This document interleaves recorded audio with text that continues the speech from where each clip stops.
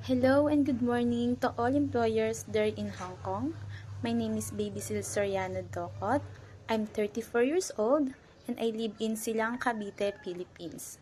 My height is 145 cm, my weight is 48 kg, and my religion is a Roman Catholic. I was born in GMA Cavite, Philippines on August 31, 1991. My parents are Alberto Soriano and Patria Baron Soriano. I have a siblings, 3 brothers and 3 sisters, and I'm the seventh and the youngest of our family. I'm already married with Romel Docot, but now we are separated, and I'm already a single mom of my 2 kids, 1 boy and 1 girl. My eldest is my son, Cleo Mateo Docot. He is 14 years old now, and my daughter is Clea Alia Docot. She is 12 years old now. I finished my elementary in San Gabriel 2 Elementary School in the year of 2004 to 2005. And I finished my junior high school in General Mariano Alvarez Technical High School in the year of 2008 to 2009. I have a 2 years experience of being a helper in Silang, Cavite, Philippines in the year of October 2022 to October 2024. My employer is Mr. Ruel Cortez. He had 4 family members, Mr. Ruel Cortez, his wife, and his 2 daughters named Rosie and Rona in the age of 10 years old and 15 years old.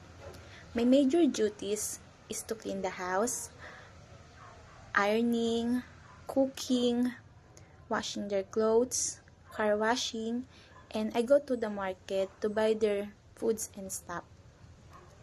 Because of my work as a helper, I sustain my children's needs. And now, I'm ready to work in abroad and leave my children for their better future because they are still studying. Madam and Sir, this is my first time to work in abroad, but I know myself that I'm ready to work in other country as a helper because I have so much experience to being a helper and as a mother. I know that being a helper is a big responsibilities. That's why I assure to you, Madam and Sir, that I can be a trustworthy helper, a kind person, a hardworking person, and I assure to you that I can take care of your children with all my heart because I love kids and I do my responsibilities of being a helper with no complaint because I love my job and this is important to me.